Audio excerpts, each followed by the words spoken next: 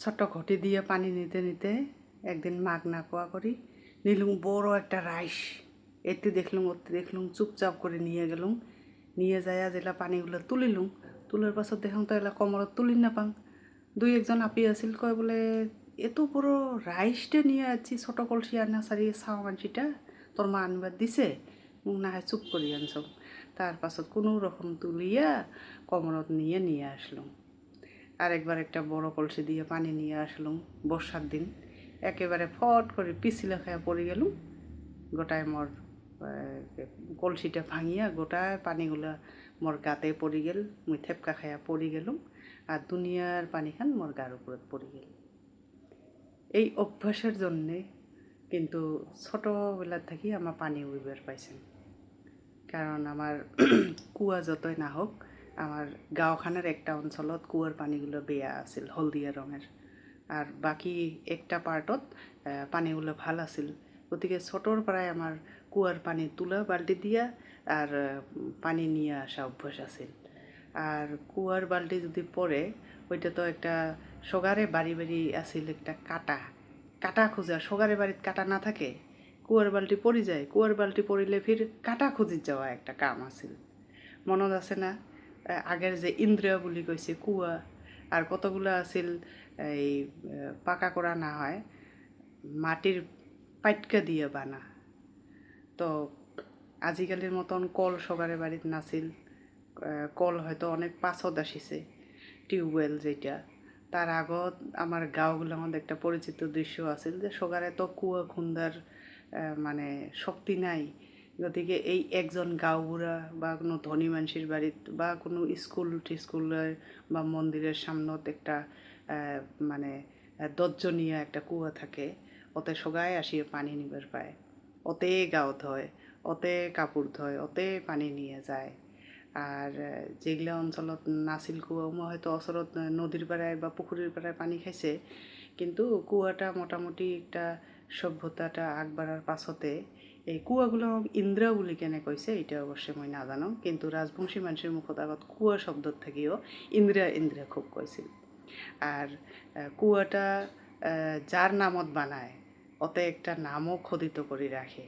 মুই দেখছিলাম যে মোর মাসির শাশুড়ির নামত, মোর মামায় মোর আবর নামত ওতে চন মানে শাল এত আর অমুক রায় বা অমুক নামটা দিয়ে রাখে কুয়াত। গতিকে কুয়া একটা বড় জিনিস আছিল তখন। তারপরে ছচ্ছরে দড়ি সারি দেওয়া হয় যে বালতি দিয়ে কায় কত তাড়াতাড়ি মানে পানি তুলির পায়। বেশি লম্বা যদি হয় কুয়াটা তাহলে ফিরে ওই যে দুই তিনজনে যদি বালতি ফেলায় তাহলে দড়িগুলো পাকাপাকি হয়ে দুই তিনজনের বালতি দেবরা দেবরি খায়। তো ওইটা কিছু কৌশল করে তুলি আনা লাগে কিছু দূর, তার পাছর সেনে দড়ি গোটা লাগে। এগুলা আছিল অভিজ্ঞতা, আজিকালির সবাই দাস না পায় যে কুয়ার থেকে পানি তুলি খাওয়া। আর একটা অসুবিধা আছিল কুয়াত নীলি ধরে, সেলুয়া ধরে, তারপরে মাঝে মাঝে পটাশ দিছিল মানুষ এগুলো পানিত। তারপরে এই যে উপরের থেকে হয়তো কোনো পক্ষী পয়াল গেল ওতে হয়তো ফট করে বসিল, ফট করে হাগে দিল বা কিবা খাওয়া বস্তু একটা ফেলে দিল। আর ছাওয়া মানুষের ক্ষেত্রে তো অল্প ভয় আছিল, পাটগুলো যদি উচ্চা না হয় তাহলে ফট করে পড়ে যাওয়ার একটা ভয় থাকে। আর কতগুলো কুয়াত খুব কম মানুষই হয়তো ঢাকনি ব্যবহার করছিল। তো অনেকে হয়তো আছেন যায় যায় এই ভিডিওটা দেখিয়েছেন, আগের কুয়ার কথা মনে আছে না নাই? আগের কুয়াগুলো আমার জেলা 10জন মানুষই একেলগে গাঁৱত হইছে, কত ধরনের কথাবার্তা আড্ডা ওদের মাঝে হয়েছিল।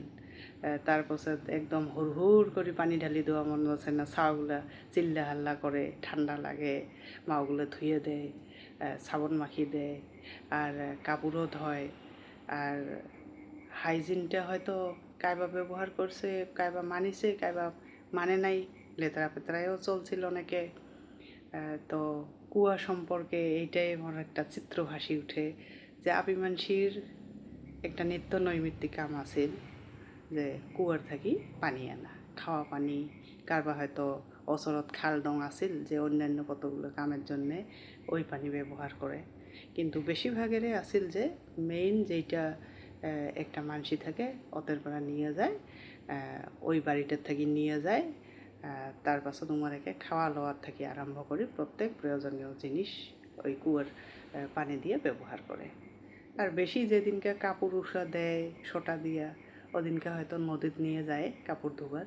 প্রত্যেক অঞ্চলতে তো নদী নাছিল, ওদিকে কুয়ার স্মৃতি কইলে এগুলো মনত পড়ে। আর বালতির কাটা খোঁজাটা ওইটা একটা অ্যাডভেঞ্চারের মতন হয়, যে অনেকের ক্ষেত্ৰত এই ধরনের চ্যালেঞ্জিং হয় যে অনেক তলত পড়ে গেছে, অনেক কষ্ট করি করি করি করি একে কাদয় মুদয় সেনে বালতিটা পায়, বা বালতিটা উবরি হয়ে পড়েছে, ওর হ্যান্ডেলটা পাওয়া না যায়, তখনও তুলাতে অসুবিধা হয়।